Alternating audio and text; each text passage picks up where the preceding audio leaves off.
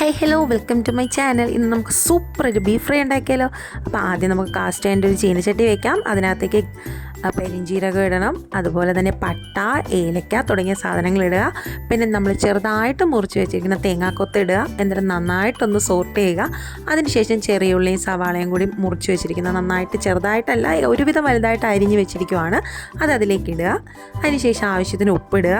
അതിനുശേഷം കുറച്ച് ക്രഷ് ചെയ്ത വറ്റൽമുളക് ഇടുക. ആ വറ്റൽമുളക് ക്രഷ് ചെയ്യാതെ നമുക്ക് കട്ട് ചെയ്ത് വേണമെങ്കിൽ ഇടാം.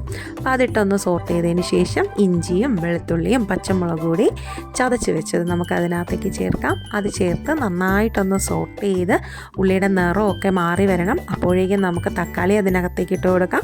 തക്കാളി ഇട്ട് കൊടുത്ത് ഒരു 5 മിനിറ്റ് നേരത്തേക്ക് നന്നായിട്ട് സോട്ട് ചെയ്ത് അത് സോഫ്റ്റായി വരണം. അതിനുശേഷം പൊടികളിടാം. മുളക് പൊടി, മല്ലിപ്പൊടി, അതുപോലെ തന്നെ കുരുമുളക് പൊടി, മഞ്ഞൾപ്പൊടി, ഗരം മസാല, ഉലുവാപ്പൊടി മസ്റ്റാണ് കേട്ടോ. ചെറിയൊരു 1/4 പിഞ്ചോ മറ്റോ ഉലുവാപ്പൊടി. ബാക്കിയെല്ലാം നമ്മുടെ എരിവിന് ആവശ്യത്തിനിടാം.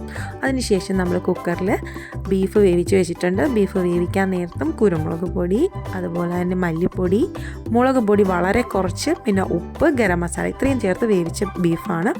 അതും ഇട്ട് നന്നായിട്ട് മിക്സ് ചെയ്ത് വരട്ടി എടുത്തതിന് ശേഷം ലാസ്റ്റ് മേമ്പൊടിക്ക് ഇച്ചിരി നെയ്യോടി ചേർത്ത് നന്നായിട്ട് ഒന്ന് ഇളക്കി മിക്സ് ചെയ്തെടുത്ത് കഴിഞ്ഞാൽ നമ്മുടെ സൂപ്പർ ബീഫ് ഫ്രൈ റെഡി.